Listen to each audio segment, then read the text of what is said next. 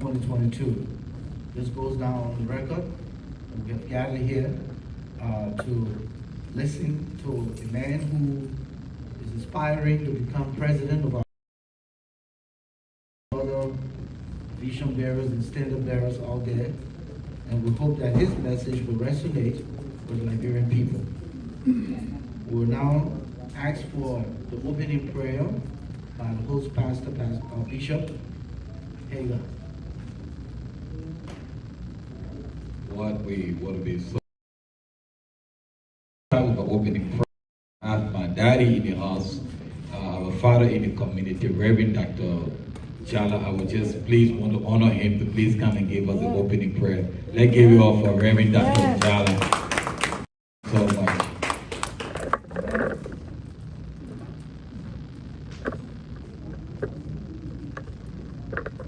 Thank you. Let us pray. Our Father God, you are wiser than us. You know why you place us in one place, as one people, as one nation.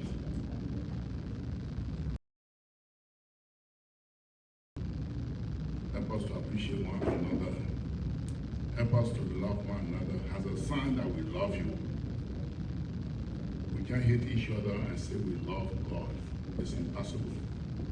You made us to be family. You made us to be one blood.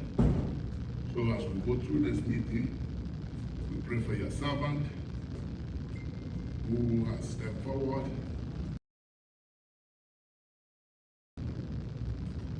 Sometimes we say compromise himself in the service of his nation. So we pray, Lord, that you will give us a listening ear, and this meeting will be successful, and we'll give you the glory for Christ's sake. Amen.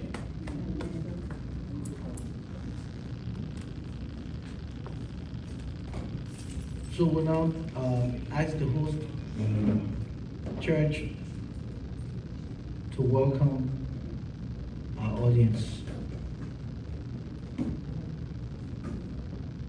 We want to welcome you all to All Nation Christian Church.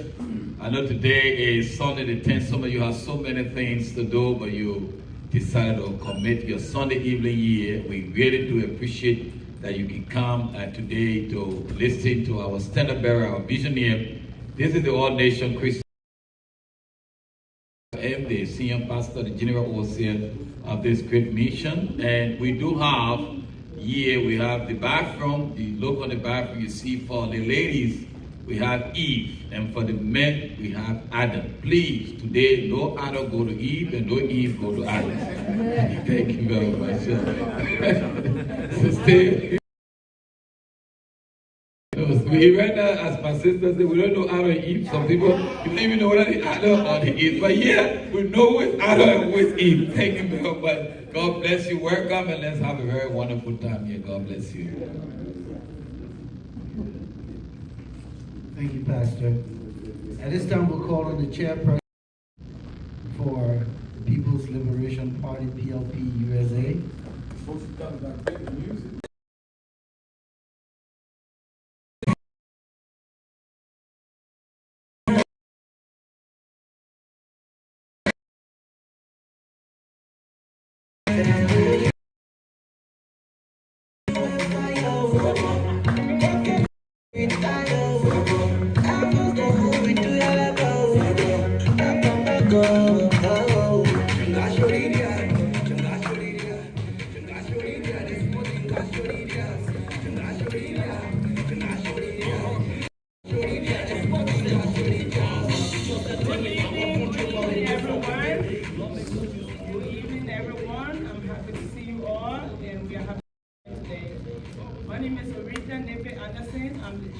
Acting chair lady for PLP USA. I want to invite everybody here today, locally, all over the diaspora, internationally, to the PLP Town Hall meeting 20 August.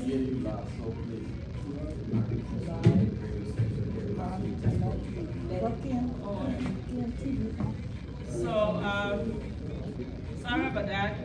So we are here today at the PLP Town Hall meeting in Clifton, Pennsylvania. People in TV land, we want to welcome you. People in Liberia, we want to welcome you. People all over the world, we want to welcome you to PLP USA. We are here today.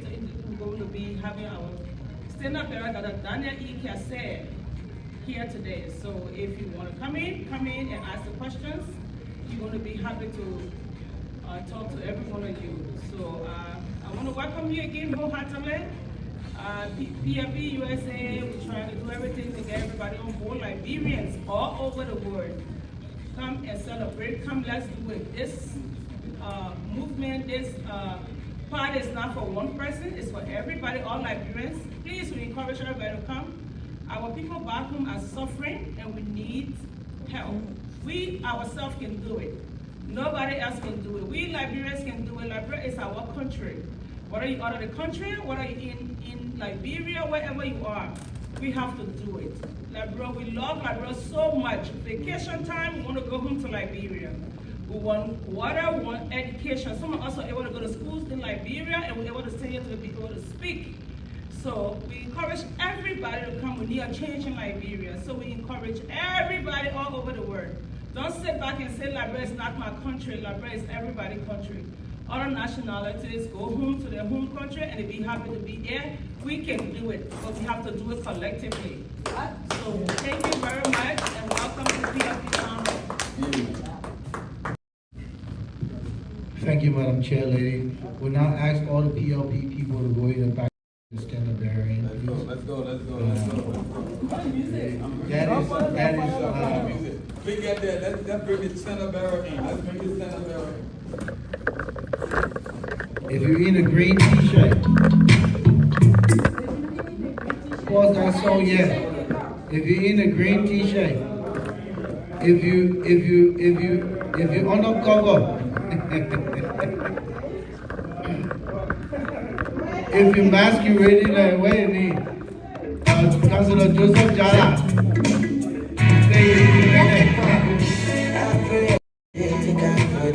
Ladies and gentlemen, let's give it up for the stand-up bearer, t-shirt bearer of the People's Liberation Party of Nigeria.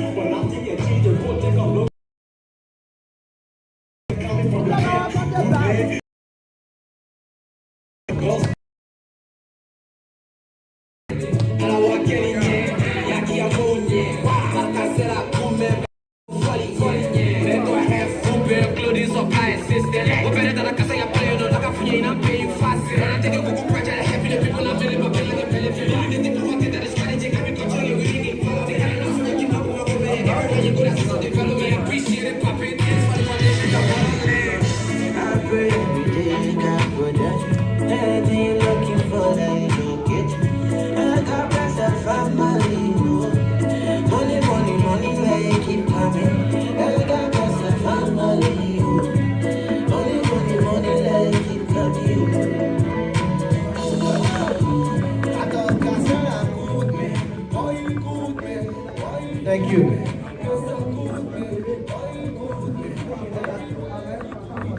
you. Thank you. You may have your seats.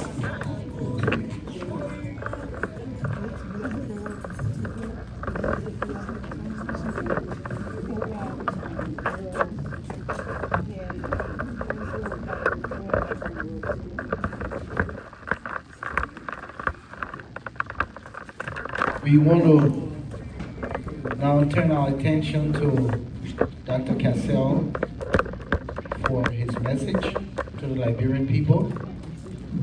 Following that, we'll go over the ground rules for the Q&A, meaning the question and answer for that segment.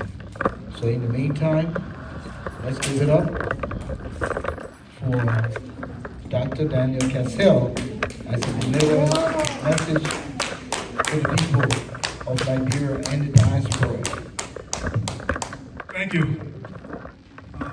It is my humble honor and pleasure to be missed, and I wholeheartedly thank you all for taking time out of your busy to be here today to interact on what's in the best interest of our country.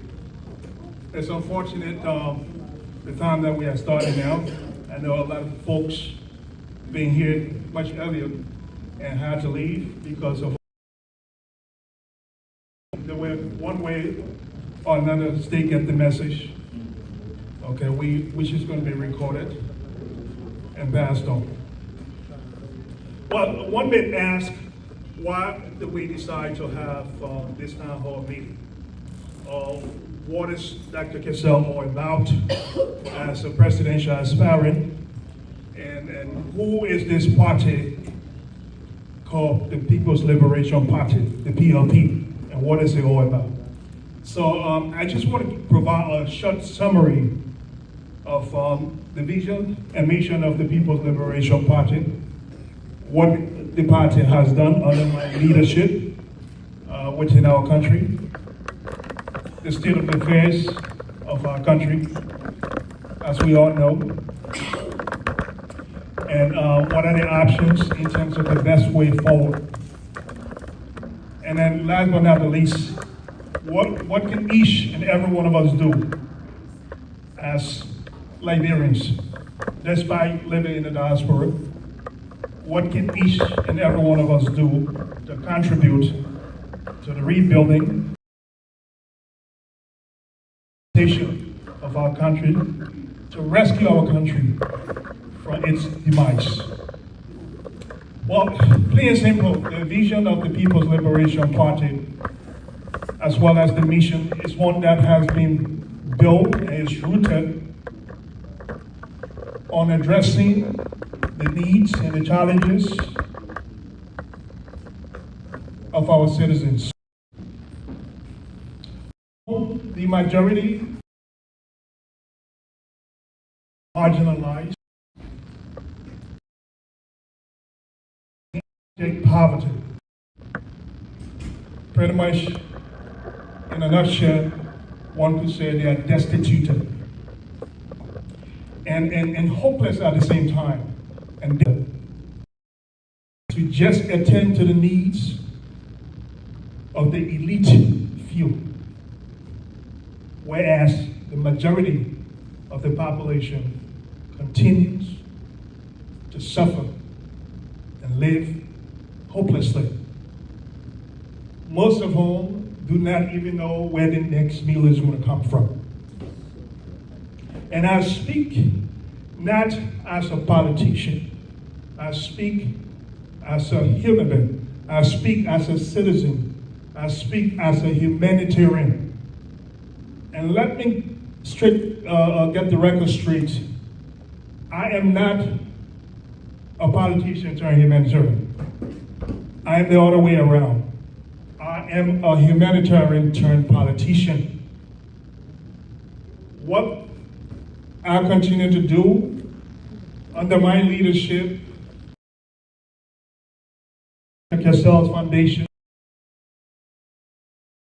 and on behalf of the People's Liberation Party, is something that in addressing the needs of our people throughout the landscape of Liberia. That within the sub-region. And a recent example has to do with the issue in Ghana, at the Bujumbura camp.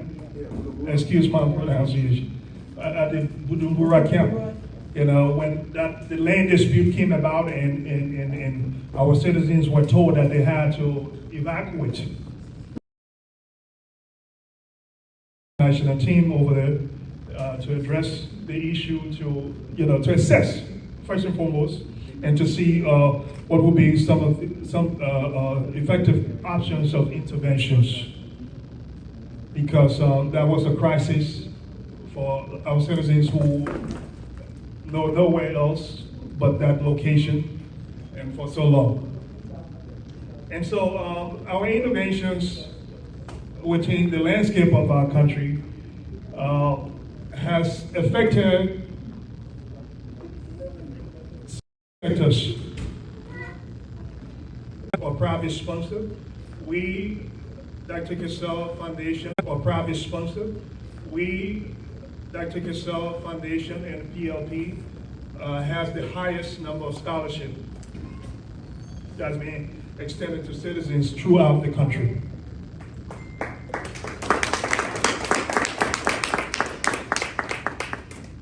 And we talk about the healthcare sector.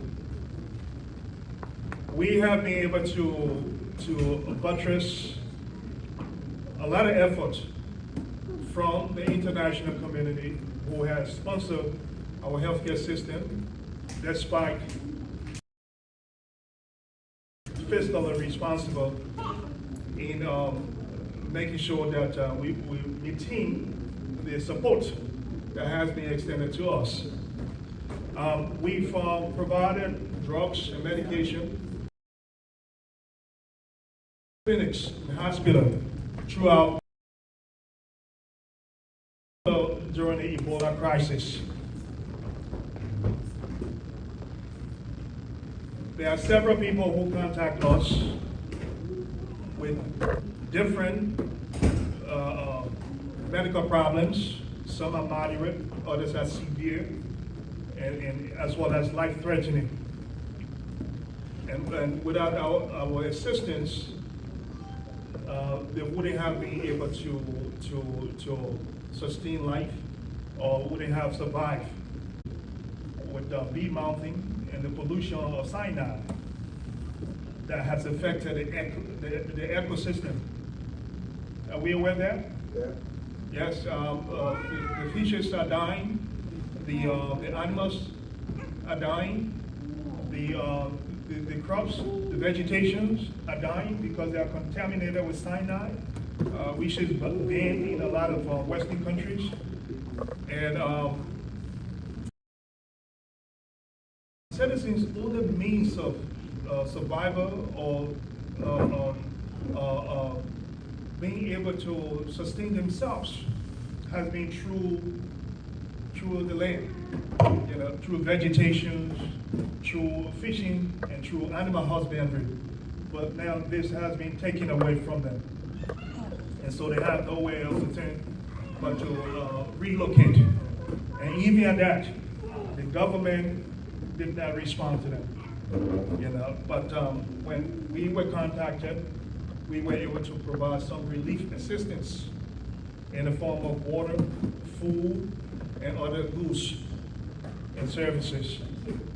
That was our least way of intervening and providing assistance to our people. And prior to that was the water situation in Robertsport, the only source of water in Robertsport. The water sewer folks went for about 6 months without being paid by the government. And so as a result of that, they went on a go slow, as you may call it. And the citizens or the water sewer employees reached out to local government as well as central government, and everything fell on deaf ears. Water. And our people were trying to get water from the well, and the well water was contaminated with oil. And so when that reached our attention, we were able to immediately dispatch our crew, including myself, the next day. And through our intervention of paying the water sewer staff. So I will elaborate more on the interventions that we've extended, and we continue to extend to our people, within our means. But I want us to focus a little bit on the state of affairs of our country. As we all know, we are in a serious crisis within our country, from the security sector, the healthcare sector, educational sector, the employment sector, and the list goes on. And I am not saying this because I want to make the government look bad. No, I'm saying this because that's the reality based on the assessment of not only from myself, but from others. When you have lived and you see things firsthand and no one else has to tell you, then it means that the information that you're getting it has a great deal of validity to it. And so even now, people have to go indoors after 6 o'clock for fear of their lives being threatened or even people being killed. And we've seen our daughters, our sisters, some of the things that continue to happen to them, from them being violated sexually to them being killed in an unexplained fashion. And we are looking at all these things, and some people are trying to defend it because of party, sympathy. It is wrong. One thing we all have in common, despite the differences, in terms of political or parties and ideologies, we are all Liberians. What affects one Liberian should affect all other Liberians. We have to think people and country first. And that is what the People's Liberation Party has brought into this body of politics of our country, which is unprecedented. We have brought and the practical application of nationalism and patriotism, which means loving country and people and putting them first, above party line and above special interest groups. That is the way forward. When it comes to nation building, those are the ingredients, those are the core values that are needed to move our country forward. So many political who from the retro have been very divisive, and they have divided us left and right because they think and they apply that concept, divide and conquer. That is anti-nation building. We need everyone from all religious backgrounds, from all ethnic backgrounds, from all walks of men and women, to provide more opportunities for our sisters to sit at the table, decide together, and make right decisions for our country.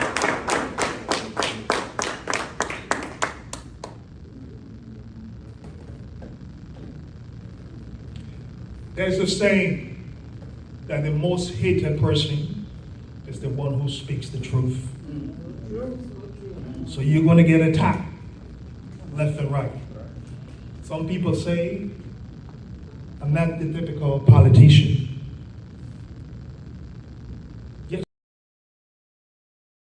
politicians in general, in particular in our country, have gone into politics for two major reasons.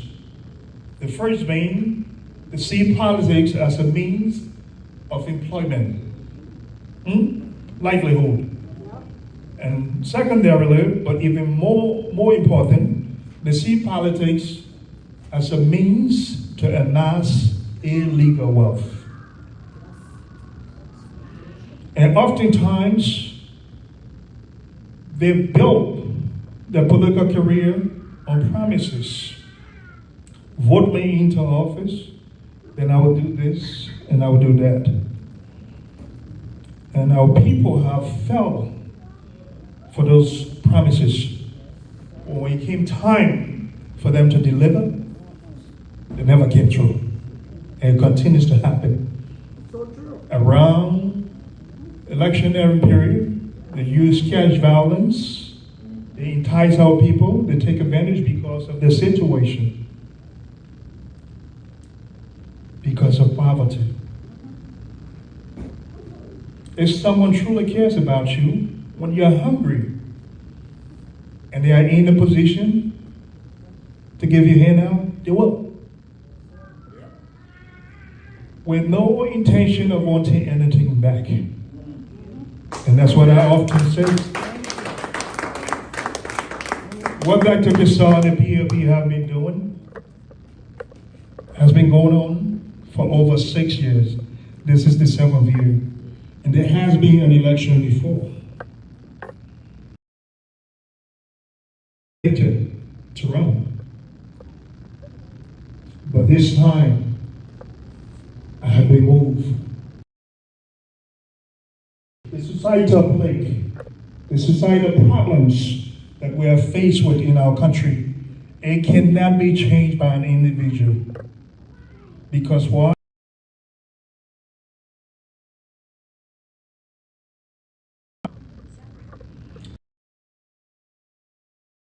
Every sector and every layer problem that is within our cultural practices. Culture dictates behavior. And so the behavior becomes acceptable, whether it's right or wrong. It is intergenerational. It has been transmitted from one generation, from grandpa, grandma, to children, from children to grandchildren, and it keeps going. And we think it's okay. But somebody within a generation has to put the brakes on it and say,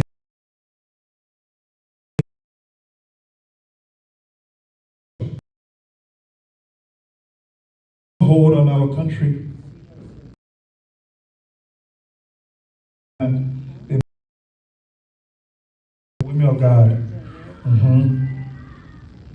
So that's why, in order to bring about the transformation that's needed in our country, the edification of the lives of our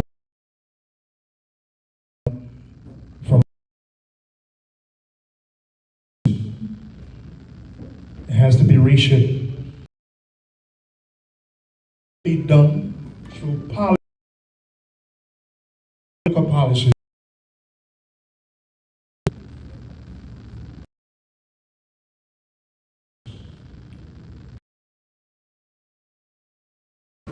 I'm on this. I'm asking for the opportunity, doing what I've started.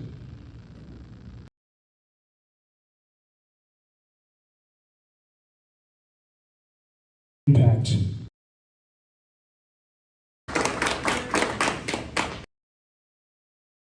I can only affect people's lives. I can't impact to do so.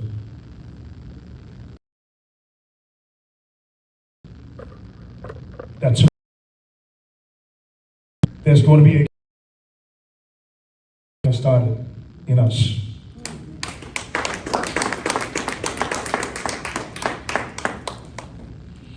So, folks,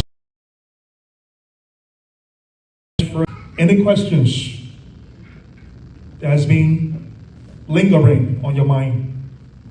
But I want to encourage each of you, and for those who are not present, because now is the time, more than ever before for us to be more conscientious and more actively involved in the affairs of politics.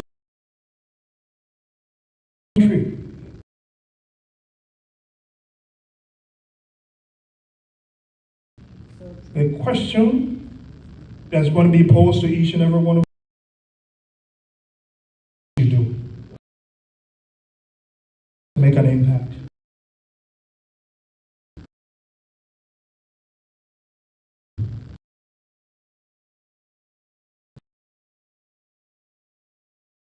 Wherever we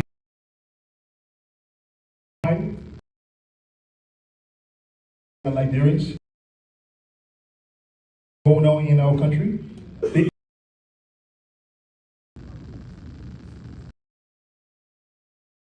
anything about it, because we are all our brothers and our sisters keepers. What if the less fortunate it affects us? For me, it's a biblical responsibility. Yes, to take care of the less fortunate, the widows, the orphans, the homeless, and our people that are called Zogo. Who made them Zogo? It's us as a society. Yes, and we've done nothing to address the problems, but instead to label them.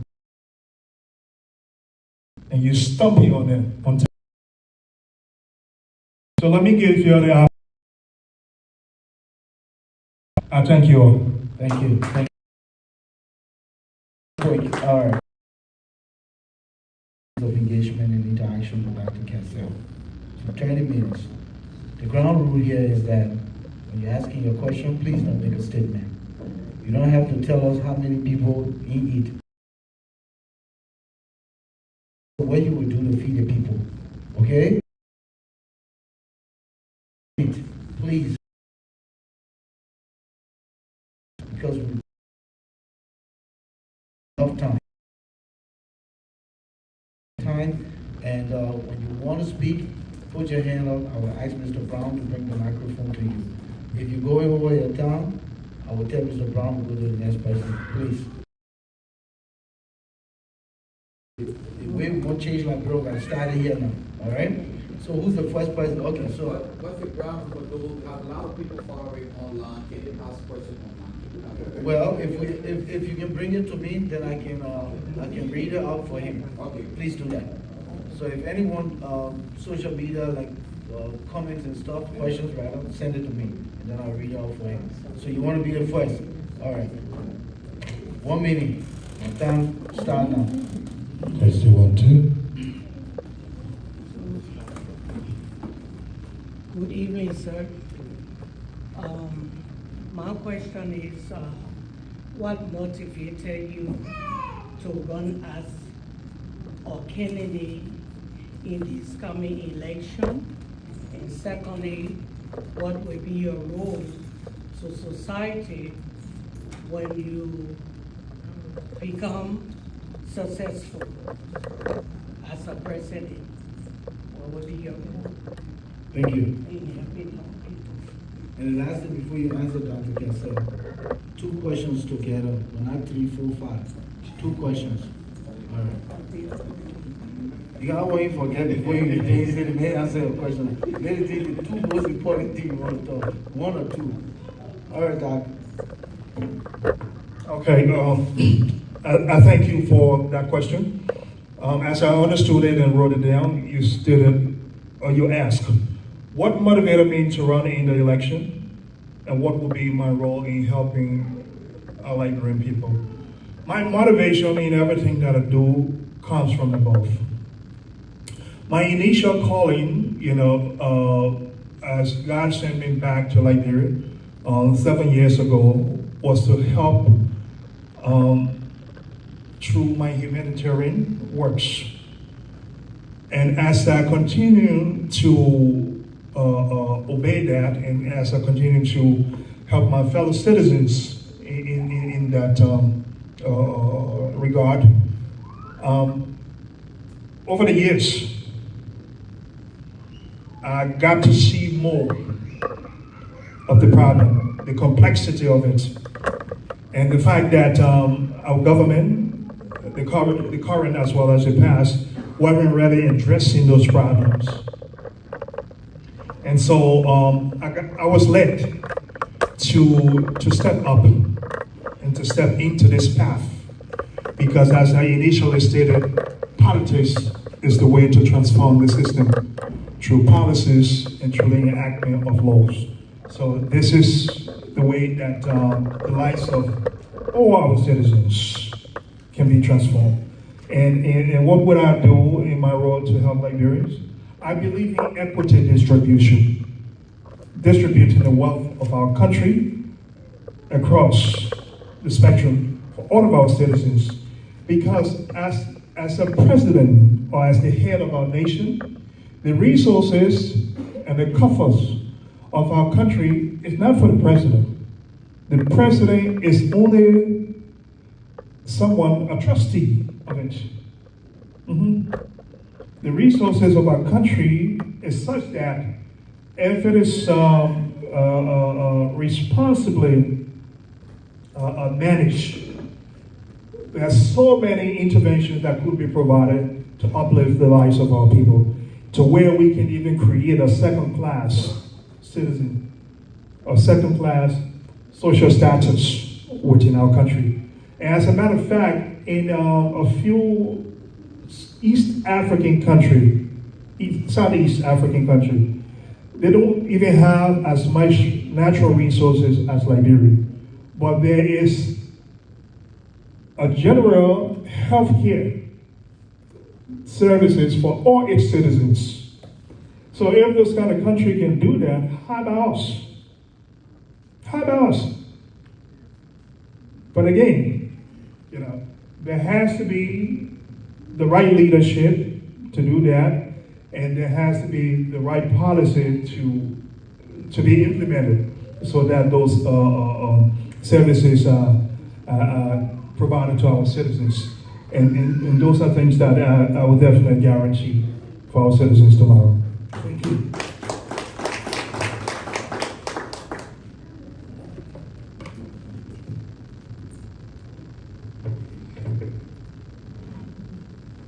Okay, my name is Gardi Wilson. I'm from Upper Darby. My question for you is that can the PLP single-handedly defeat the CDC? If not, do you intend to combine your resources with the other political parties to defeat the CDC?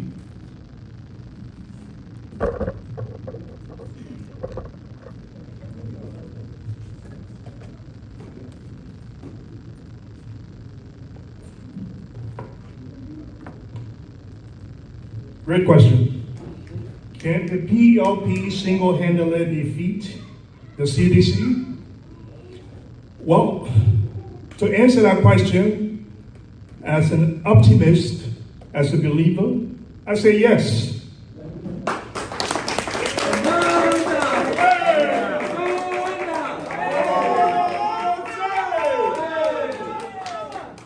And let me elaborate on that. I say yes because nothing is impossible. Not because it hasn't been done in the past, so it will never be done. Anything can happen in life with the help of God.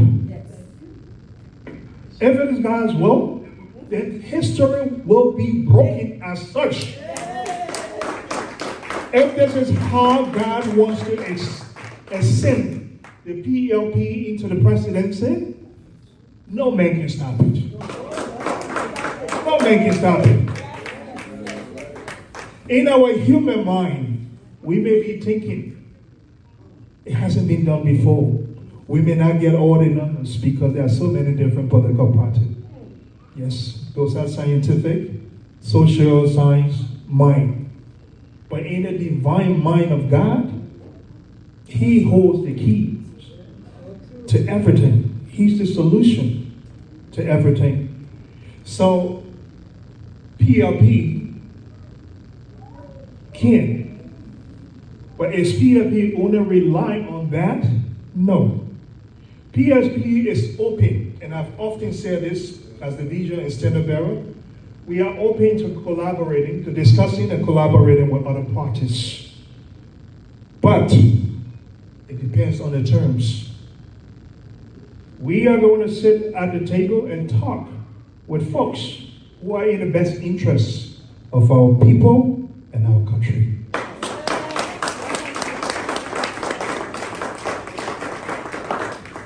We're not going to compromise that. If the only people who are trying to sit with us are those who have been abusing and using our people, then it means that God wants us to go ahead and run on our own.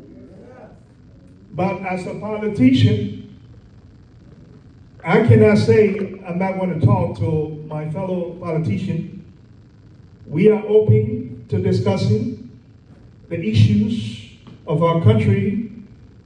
I'm open to going across the political aisle to speak with anyone, as long as it's in the best interest of our people and our country.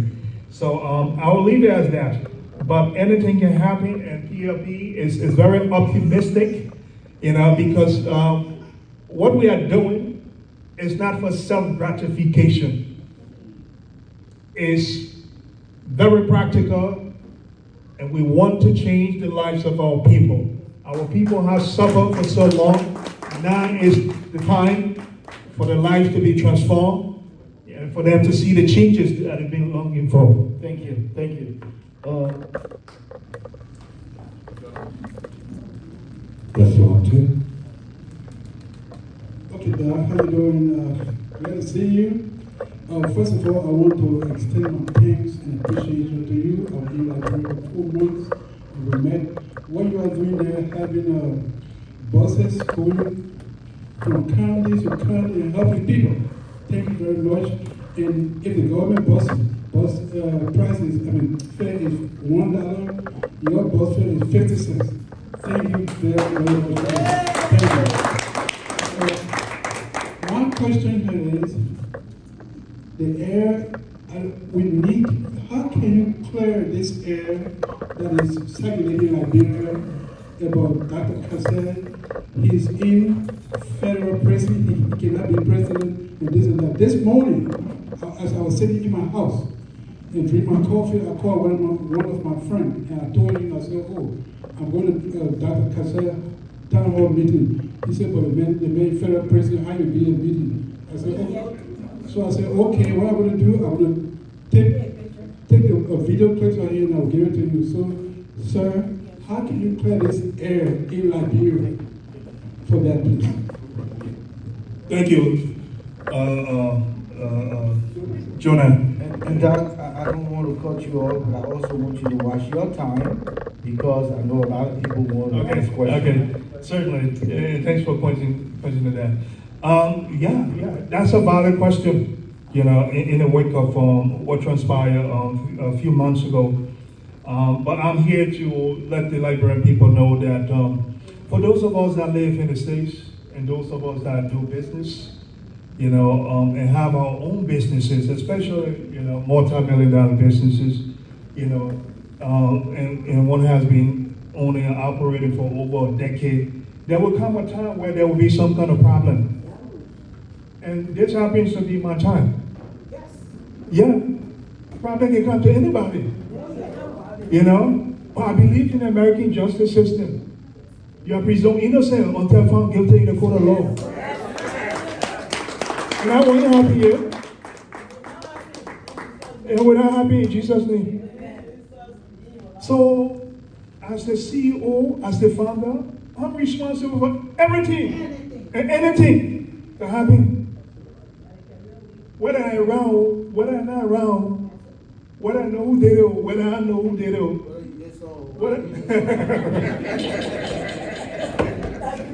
By the end of the day, they say my company now. Yeah. They say anything it benefit the company that mean. And we see that even in some of the small businesses you run. By the time you turn your back, you know what your workers doing? So my brother, that is situation there, yes. But I believe in the American justice system, the court of law, which says you are presumed innocent until you're found guilty in the court of law. And the case is being litigated, and so, at the end of the day, every one of you will see the truth.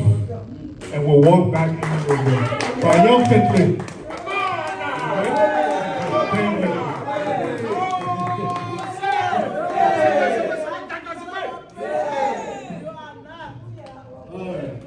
okay, after Brother Sandy here.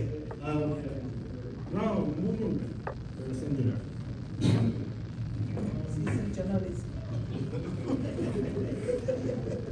Dr. Kessel, Jonah asked specifically the question that how why. You're my friend. I'm also saying you, most of you know the name. I need to introduce myself further. But Jonah asked because you are excellent. You articulated them very. The day now is where is a clarification. Hey, look, I believe in the system. I take responsibility for what happened, and we will help to tell your story. Thank you.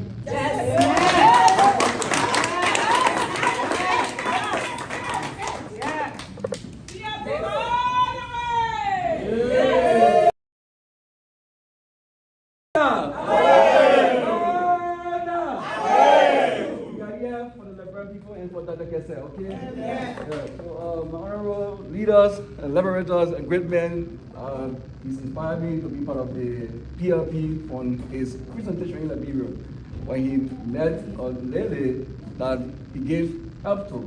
That inspired me. That really inspired me, because in life, the services you give to people make the difference in your life and their lives.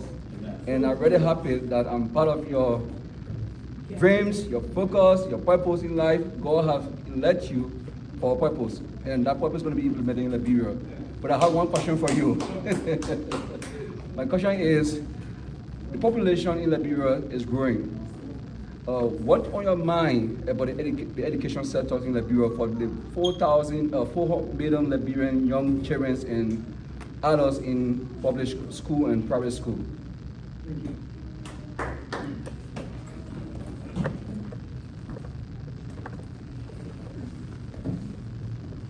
Thank you. Should I answer or should I wait for that? Okay. Bima, thank you for those kind words of compliments. What's on my mind in terms of the educational sector of our country?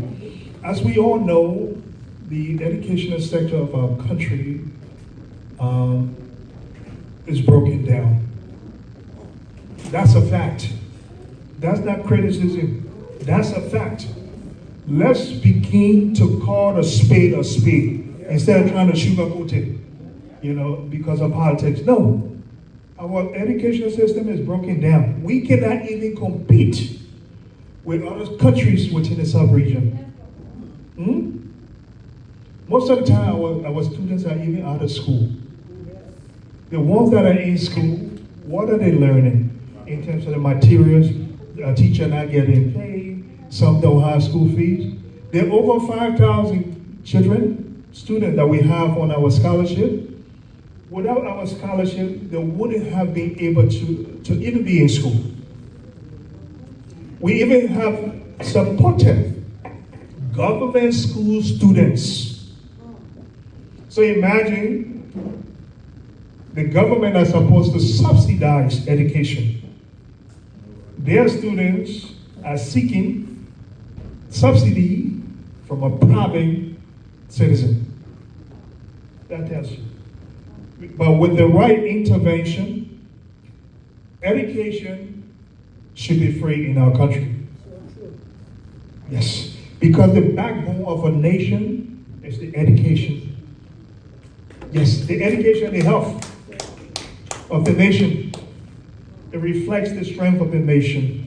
If the people are not healthy, they won't be productive. If the people are not educated, they won't have a sound mind of reasoning to make the right decision and to be able to contribute to building our society, our country. So yes, that's what I have in terms of the education. And everyone don't have to go through college, university. Some people are more technical. Some are good with their hands. So you have, we call it vocation, VOTEC. Back home, there may be different acronym, but it's the same thing. To where people, students will have the option. And I believe that we should also implement a career inventory test to students in high school, to where we can assess their vocation skill set very early on, and be able to put them in that direction and to harness those things that they have, so that it leads to a greater impact in terms of educating in terms of their education. Thank you. Amma?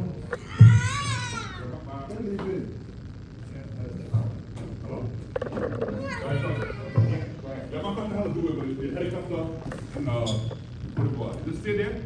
Your helicopter that government people ain't over there. Your helicopter.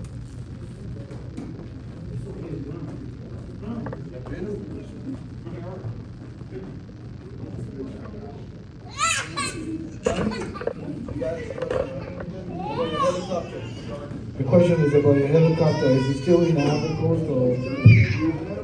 No, actually, the helicopter was placed in a hangar in Accra, Ghana. And I don't know if you all are aware of the situation surrounding the helicopter, where we met all the requirements by LCAA, and we were provided or issued a landing permit because this is an aircraft that's registered in the Republic of South Africa. So it only requires a landing permit to go to other countries, and we were given that.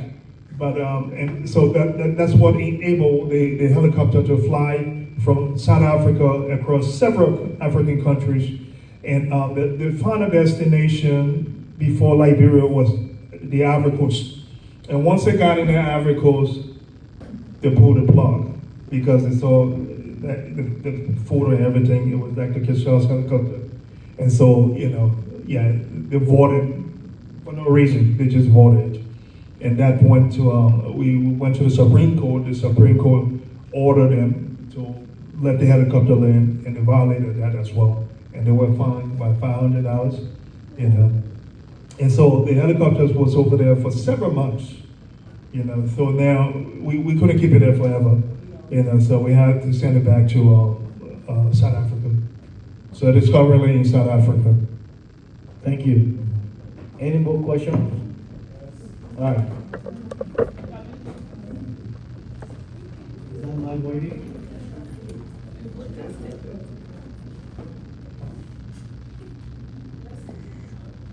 Yes, 1, 2. Yes, sir. Good evening to all. My name is Frederick Dovokoli from Wukuha Plain. Now I have this question which I brought forth to ask you. If you ascend to the highest office, how do you intend to fight corruption in our country? Because it is a very major issue in our country. Thank you. No way, straightforward. Oh, yeah. Don't power around the bush. Oh, no. I mean, that's what got us in the economic, condition that we're in today. So, what I do believe in is a leader sets the tone. Whatever a leader of any group or organization does, it serves as a model for others who work under that leader. So for me, I'm only asking for the opportunity to be a good steward of the Liberian resources.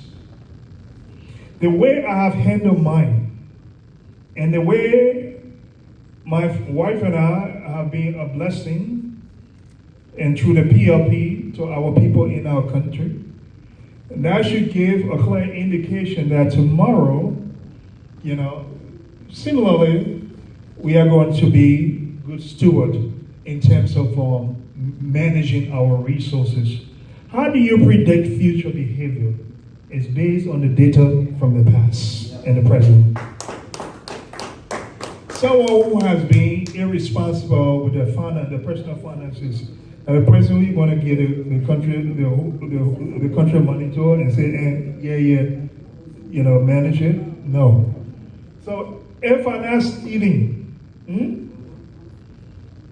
you think I would be happy with somebody else who's stealing? No. Some people ask me the question, they say, so you're going to jack everybody up, the current administration, the past, and the one past before that? I say, no. The first and foremost thing that I think, as a corporate executive, is best to do is to assess where things are in terms of every governmental sector. Performance measure, assessment of the fiscal report, and the whole nine, because then it will tell me what's working and what's not. I believe in transparency. I believe in accountability. Under my administration, and people who have worked with me, they understand that. I do not take lightly people who are corrupt or who engage in embezzling, public funds. So it's going to be a problem. From day one, I'm going to make that clear. And you see, sometimes people say the person has changed. People don't change. They only mask the behavior. What's within a person in terms of the personnel or their personality, it has a way of coming out once you give them the opportunity. So no, my record has clearly demonstrated that I like to provide opportunity for people because that gives me gratification. I like to support people. I like to help people. But it doesn't mean because I'm giving you the opportunity so you should come and mess things up for me. No, that I won't take. And even within our party, I have also laid out rule, because the regulations, the bylaws, and constitution, it applies to everyone. I have one set of rules for everyone, and so it applies to everyone. So no, I'm not going to encourage that. And all governmental sectors, are going to be assessed, and based on the outcome of the assessments, the auditing of those sectors will be done, and whatever has been, considered a violation, the corporates of those violations are going to be held accountable. I strongly believe in that, because if we're properly managing the revenues of our country and our people should be where they are now. Thank you. I have a question just before Pastor, please. Okay. And we have 5 more minutes to go.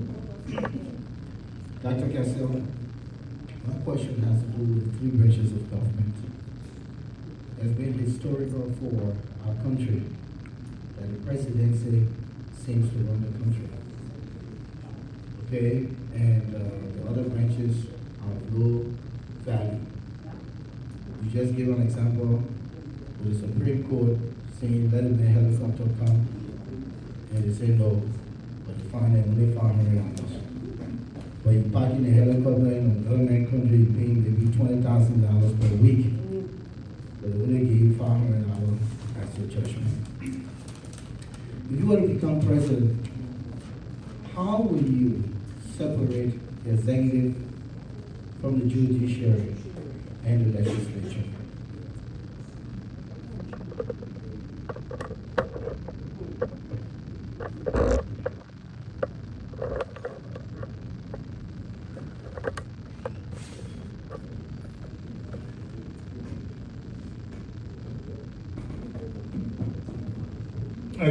Excellent question. It is true that the presidency seems to run the country.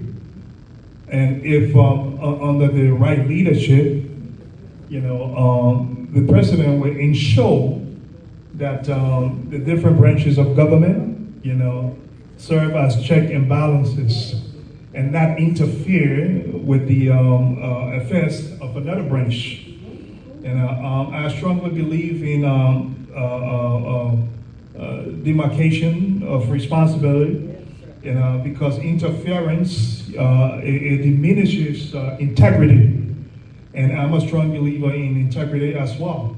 So for our judiciary system to be respected, we have to empower them to make the right decision. And the circumstance, or one of the circumstances under which I will get involved in a judicial matter is when I see, when the evidence clearly demonstrates that maybe a judge, is being corrupt, or is taking advantage or has made a ruling that goes against someone who is less fortunate because they don't have money, they don't belong to the social class, and they are being taken advantage of. Definitely, because the judiciary system should work for everyone, regardless of whether you have money or not. But unfortunately, in our country, that's how it's been working. When you have money, there's different set of rules for you. Whereas when you're done, then pretty much you're on your own. But I guarantee you, under my administration, the executive branch will only serve as an oversight in terms of the implementations, of the laws that are on the books. Because we have a lot of great laws on the books. It's the implementation of these laws that is a problem. So, leading by example will make it much easier to hold others accountable in other branches. That's how I see it. So my follow-up will be, will you try to manipulate the House? Because the House is the current problem of Liberia. And usually a person who wants to be re-elected will do everything to have majority in the House. These and projects and will you be doing that? Well, under my leadership, I am trying to recruit, groom, and train a new breed of politicians who are going to ascribe to the doctrines of the KMTV, which is the way that we practice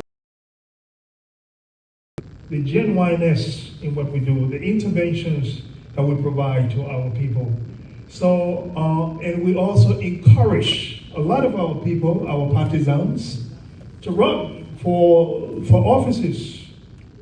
Because if we are able to get a lot of people within our party who are running for offices, and they have the ideology of the number one thing, at the heart of our vision and mission is public servants, being public servants, serving the public. There's no other reason why I'm in a position that I'm in, other than serving the public. And that's precisely what I've been doing. And wanting the opportunity to ascend to the highest office is to be able to work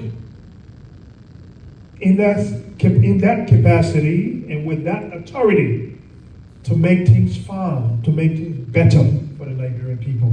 So it would be a good thing to have other lawmakers who think like that. Because the lawmakers, a lot of the lawmakers, and let me be clear, I'm not saying all of them, a lot of the lawmakers that we currently have, and including the current head of state, they are self-servants. They are not public servants. They are serving themselves. They are not serving the public. Thank you. Thank you so much, Dr. Kessel. I'm so happy to be identified publicly with the PLP from day one. Your story inspired me a lot. And Liberian people need to hear about Dr. Kessel. They really have not had the privilege. And I'm hoping that we can make a documentary that your story will be told to the Liberian people. Because you came here with no document. In the system, you were able, by your resilience, your determination to become successful. And I always tell people, they always say like, well, we don't know the man. I said, listen to me. You've been with politicians. On July 26th, Liberia celebrated 175-year independence. You've been with politicians for 175 years. It's like a woman telling me she been with this man for 25 years. You stay in the same house. The new man come, want to change your life, and you telling us, I don't know the man. Let's stay with the old man and remain in your single, because if you want things to change, there's something got to change about the narrative. So we really need to talk to the Liberian people, because the idea is that, oh, we don't know the man. But the people that you know for 175 years, what have they done for you? So you want to remain with them. If you have to change the other country, Ivory Coast, see the wonders he's doing. People say he was not a foreign. Ivory Coast had jumped up to be one of the middle income countries because they made the right decision to choose the right leader. How can we make the Liberian people to be liberated for the hand of the politicians that continue to steal from them, continue to misuse them, continue to exploit them? That's what I'm thinking about. So how can the PLP? Because it is a spiritual problem. The people are in the arm of the politician. They use them so bad that people like them change. I was in Liberia 2 months. Last year, I cried literally every day. You see people, when I'm driving my car, I stop to take up old people that work for government in Liberia. I met a man that worked 30 years. After his pension, you know what the man getting? $27 for a pension. 27 after working 30 years for Liberia. How can you stop money for old people? That people don't care. I said, don't pay no car, get them $20. They're telling me, thank you. The poverty in our country. How can we help the people? That's my concern. That's so true. All right. That is Bishop, he violated the rule. I'll take it. I'll tell you. No, he told the We got truth. 2 more people, so, oh, no. All right, no. Okay, so you got a question. We're going to take 3 more. We'll give Dr. Jala. I mean, I was saying you put it on already. Right? Yeah, that one year. Stephen Bernard from KMTV and Dr. Jala. Let me start with the lady. All right, we'll make it full. But don't come do the thing the bishop did. Hi, everyone. Wait, the truth. Good evening, Mr. Incoming President. I'd like to say that. I just want to piggyback on the question my brother asked. I know you answered it, but I did not get enough to actually hold. What steps are you going to use? Steps are you going to use to eliminate corruption in Liberia? That's my question. My next question is, how many times are you going to do a cabinet reshuffle?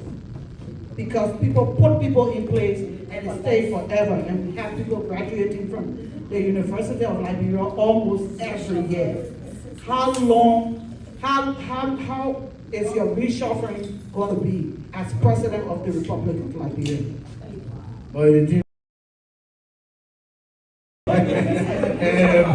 All right, so there is still steps for corruption and reshuffling the periods you will take within a 6 year, maybe every 2 years.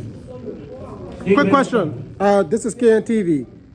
When exactly can you tell Liberians or show Liberians you will be home?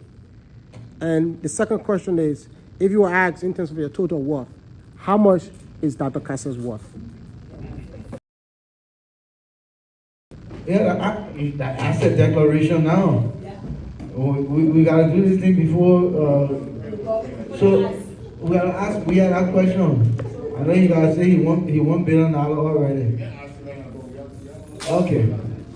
So the last question. Oh no, 2 more, right? Okay, let Dr. Cassell handle that. Then we'll go to Dr. Jala and Mr. Famula. So let's just be, yeah. Right, great questions. Let me start with the bishops. How can we change the poverty rate in our country? And I'm happy to hear that he has experienced some of the things that I deal with on a regular or across our country, and on a daily basis as well. Well, there are several steps that could be taken to alleviate the poverty rate or significantly reduce. One of the common steps is through policies that will provide tax incentives for businesses for that will come in and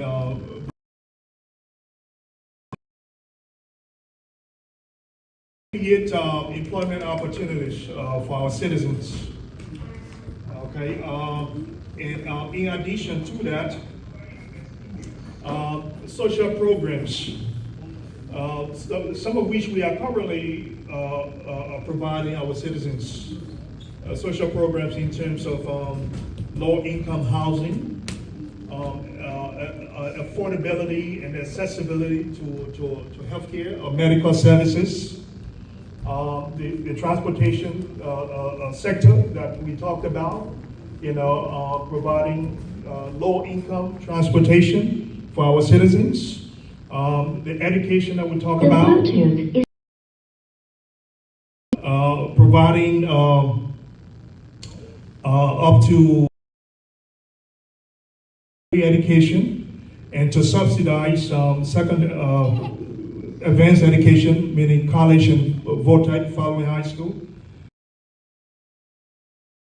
Different kinds of employment, as well, from the government initiatives. As a political party, at the top manifesto policy is agriculture.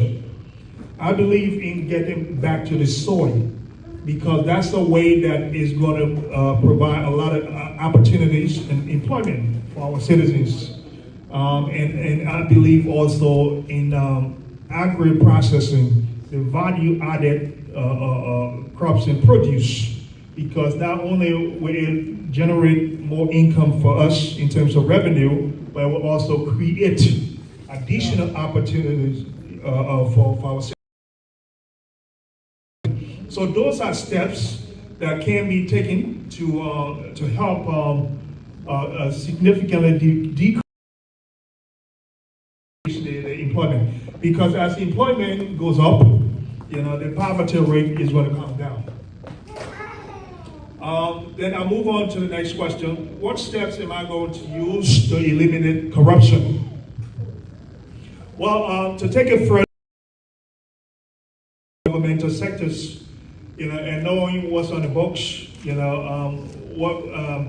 what is accurate versus what is not, that's going to be the first step in the right direction. Because then from that point moving forward, I can tell the Liberian people over this is the accurate or actual reflection of where things stand. And from that point moving forward, then whoever are those working in civil service in the different governmental sectors, they will be held accountable moving forward. But before you hold people accountable, you have to know where things are that involves them. So that's why I talk about assessment. Assess and see where things are, and then for those who need to go, they will go. And for those who are going to stay, they will stay, and they're going to be given the responsibility to do what's right. Because I believe the implementation of transparency, integrity, and honesty, which are all the trademarks of the PLP values, are going to help. Those are the steps that are going to help to eliminate corruption. And then also prosecuting those who are found corruption.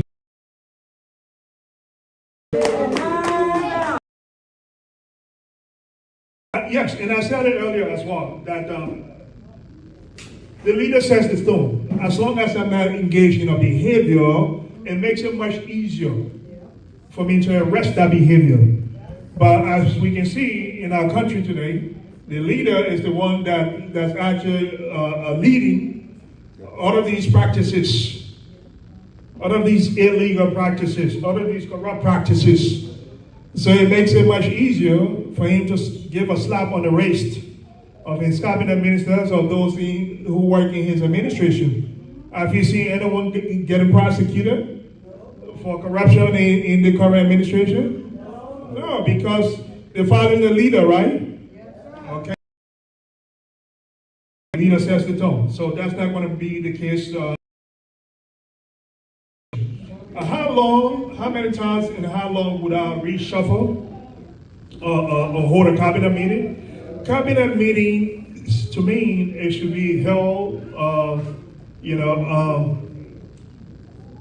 every so often.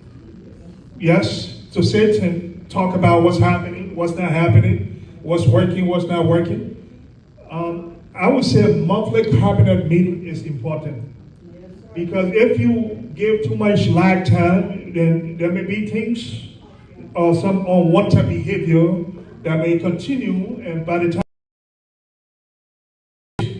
So a monthly cabinet meeting is important, so that ministers and heads of different sectors are able to provide report on, the performance and give updates in terms of what's going on.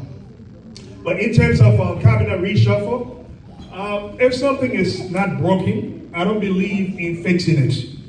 If someone is being effective, in the execution of the responsibility in the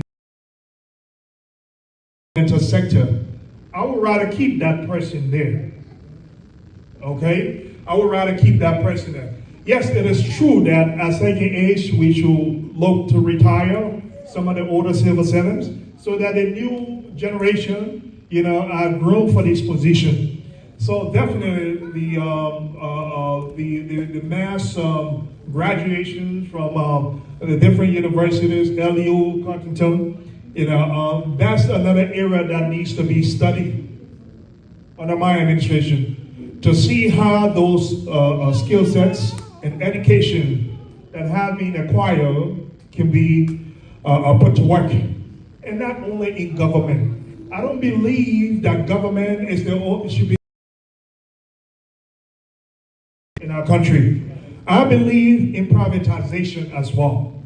I believe that we should incentivize our citizens so that they create employment, so that there becomes more entrepreneurs within our country, so that private investors come in and create more opportunities. And I can guarantee this, both in the United States and back in Liberia, that under my administration, that people will even do a lot better in private areas than they would in government. Because when you go in government, you're going to serve. That hold people accountable for that. Government shouldn't be a way to come in to cut corners and try to steal. For those of us who wanted to do things for ourselves, we went into private area, and that's the same kind of policy I will hope to implement to discourage people from going into government as a means of stealing. So that more people can go into private sectors, but we have to make the economic condition conducive for that. KMTV. When can I tell a Liberian? Going back home in response to everything that's been unfolding, it's not going to be the same as going back home when I did before. I'm not going to go back home and I'm not going to be going back home and just tell a few people that I'm coming. The whole country is going to know this time I'm going back. And that requires some preparation. So by the end of this month, or before the end of this month, I will be announcing when I'm going back home.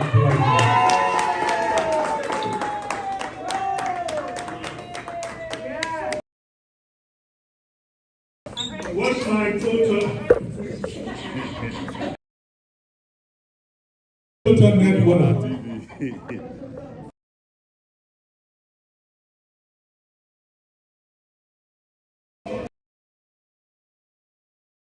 It's something that I'm going to establish before campaign season.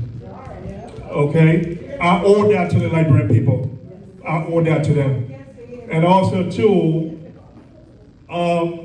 Tomorrow, by the special grace of God, I'm not trying to collect salary when y'all make me president. That salary is going to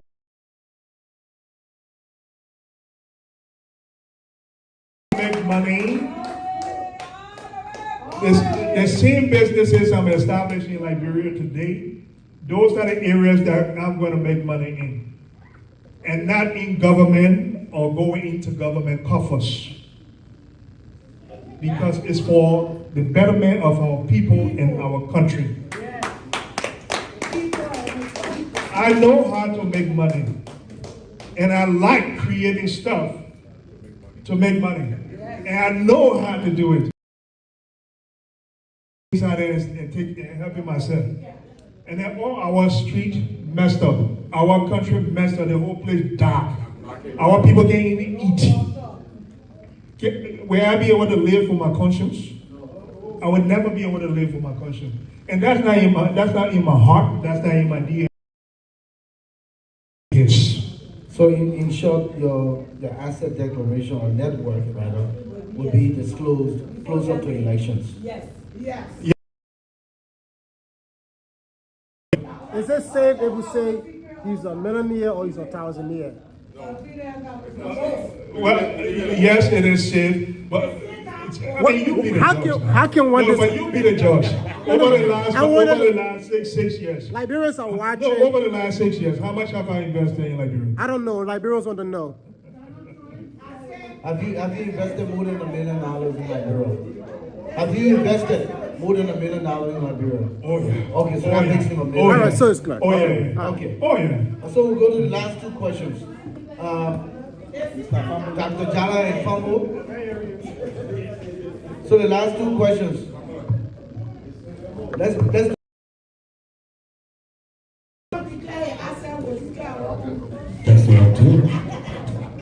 Good evening, everyone. Dr. Kaze, this is a quick question. It has to do with friendship in government. Thank you. I've been a friend of Dr. Kaze, and his intention is to run for. That is why we are here today. I say PLP. You're chewing too well now. You're chewing on the every year also. So my question here is, if Dr. Cassette ascends to the presidency, okay, family is his friend, and moreover, he's married to my sister.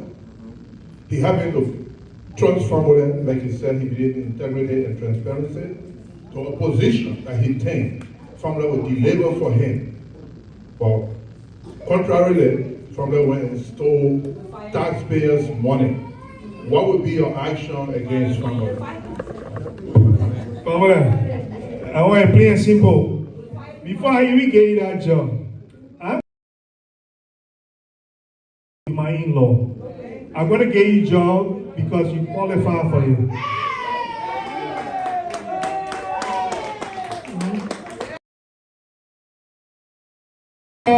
Yeah.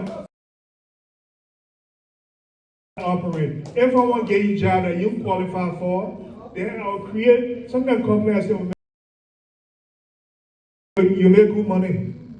But if you say you won't work for government, they won't work controlling.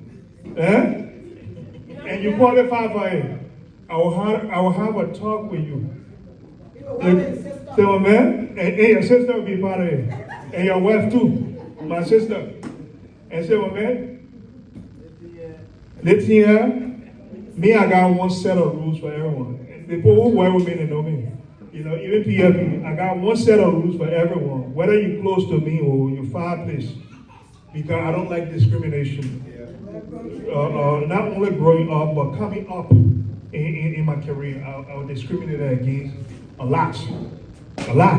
I know how it feels, you know, because I've always been an underdog. I know that feeling. Nobody connected or nobody fight for you. Who don't serve me as the mouthpiece or the voice for those who are voiceless. So definitely I will provide opportunity. I'd rather provide you opportunity and you come and you make me shine. But try to mess things up for me. No. Oh, man, I so money, oh. Yeah, so money. I will jack you up. Yeah? Jedi, I know you before. So the last question here,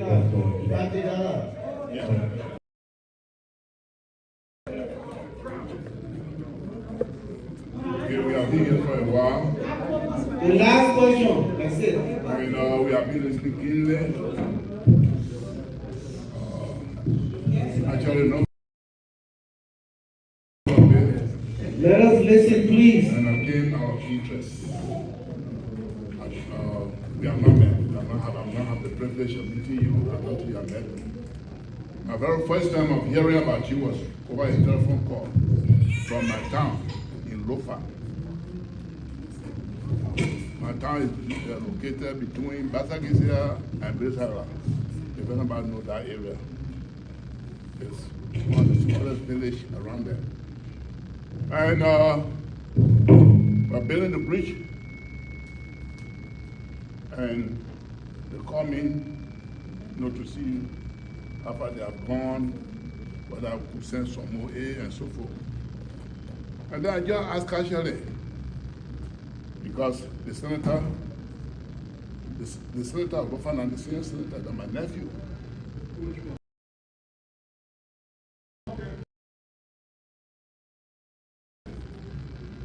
So I say, have any of our leaders assisted? And they told me no. The town chief said,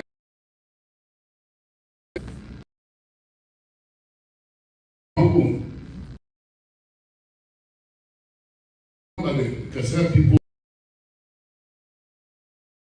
I said, no, about bridge. So the king and a very good donation. Yeah, to the bridge, for the bridge. So it's okay. So I started throwing up your name.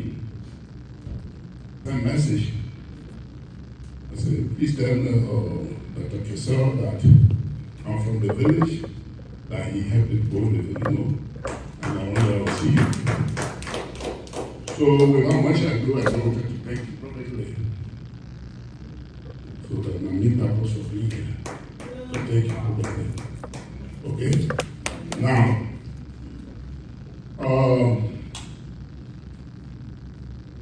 You people who are putting yourself up, you're really putting your character out there, putting yourself out there as the sacrificial lamb.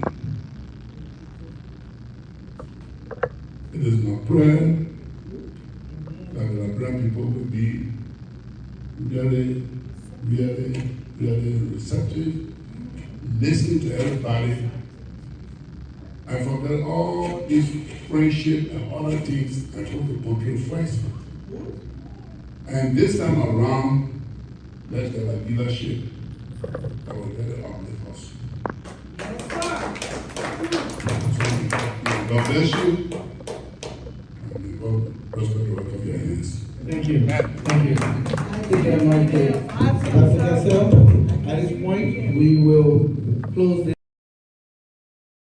We think that we have engaged Dr. Cassell. He's elevated intends to do for Liberia.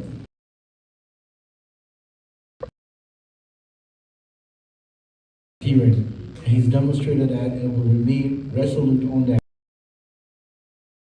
plan. And with the vivaciousness, you can see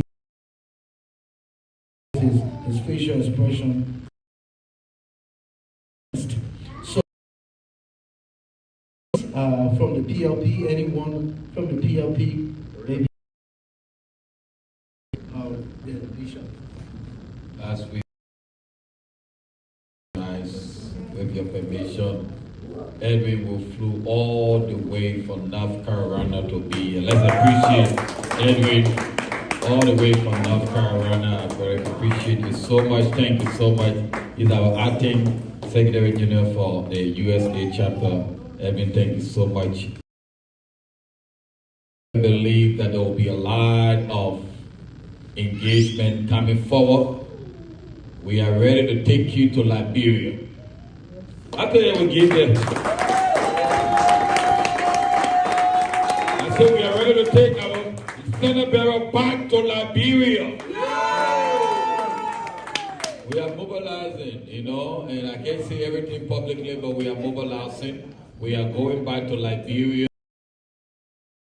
And that we are ready, you know, we are ready for Liberia. You know, one of the things that I overlap with the people, when you come to America, they say that you're a stranger now. But then with all the strangers, we don't want paying the school fee, we don't want sending them to the hospital, we don't want doing everything, but they keep calling us stranger. You're a stranger. So the other time I told my people, if you're you're not getting no money back, you will be on your own. I'm telling you. Because it can help me so bad when the people go choose wrong leaders and they be in poverty. But thank you so much for coming today. I believe it with your permission. Can we just all stand and I want to play the national anthem, then we can sing it together. It will be something good. Can we all stand? I have the national anthem. Oh, just before the national anthem, I think, just before the national closing prayer, Dr. Jana to do that for us. As you say the open and closing prayer, please can I serve a secular general for all the pastors. This July will be the celebration of the 200 years of the church arrival in Liberia. The 200 years this year, the church, Providence Baptist Church, where our constitution was made, will be in 200 years. So the Association of Pastors, I'm the secretary, I'm telling you people have been started the coming Sunday. We are doing something we never did before. We're open sharing. So all the churches we're sending pastors, we're sharing pastors to all the churches because we want to bring the church together. Because the church is the hope for Liberia. Then the following Sunday, for Friday, pray for the country. Sunday we have a big workshop. Let me say it. We will want to come and get your expertise. A lot of violence in our community right now, and mental health. Just 2 weeks ago, we buried a young, talented young Liberian with master's degree that took his own life, shot himself in the head and killed himself because he had mental disease. Nobody knew it, nobody talked about it, and he had to kill himself. So we want to address the issue. We don't want to bring the issue up, so we have a workshop. All the event the year is in the northeast of Liberia. So please, the flyer will be sent to you. Please come and support us. And on Sunday we have a celebration. Dr. Cassette, Dr. Yala, please come and give us the procession. God bless you. I think we can say amen now, right? Yeah. Okay, we're not taking anything away from people of other religion. Okay? This is not church service. This is Dr. Cassell's place. It's open to all religion. We'll be respectful to all religion. Okay? Amen. The next thing I want to say before prayer is this. When we are supporting somebody in the public arena, it's our responsibility to pray for the person. Yes, sir. Pray for the person's family. You see, because it's to attend their family. It means now, the whole thing, all the blood are crying. I can use that they're crying as well.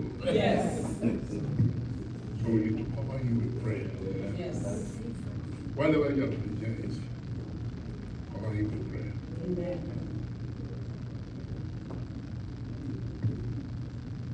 Let us pray.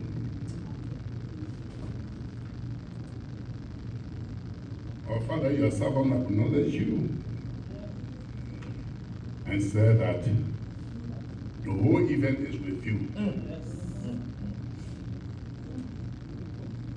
Say thank you.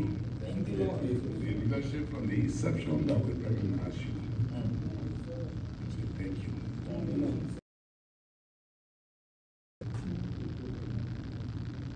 Dismiss us now with your blessings. Give him safety wherever he goes. Cover him with your blood. Not only him, but his entire family. Amen. And all of those that are standing with him. Amen. Father, we pray that his resources that he needs in order to do what you want him to do, you will provide it. Yeah. And Father, we pray, oh God, that you put the right people around him. Amen. Right, people. Amen. And Father, people who will give the right advices.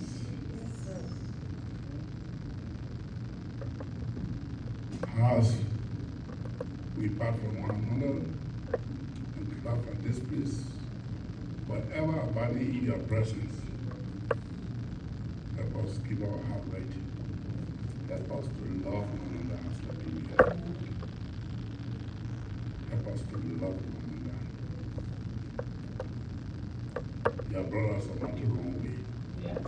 We are grateful. Thank you, Lord. Dismiss us now. In Jesus' precious name. Amen. Everybody. Quickly, I want to thank all of you for coming. Right after the national anthem, maybe you'll handshake and one of you, and then we can call this a night. Thank you.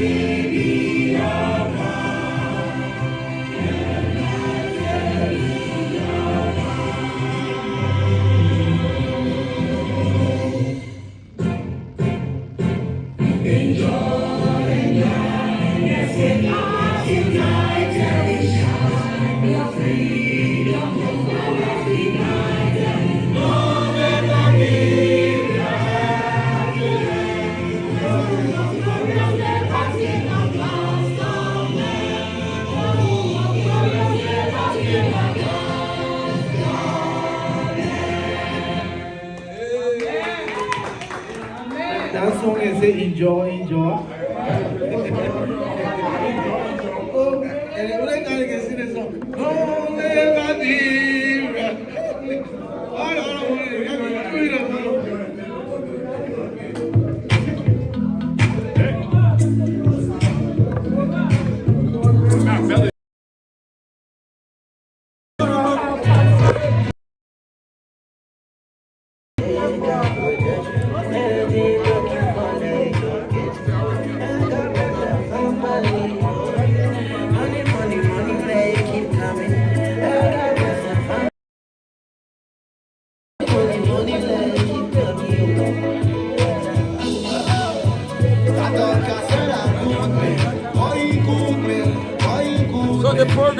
were successful. You want to come to say something? I can say something.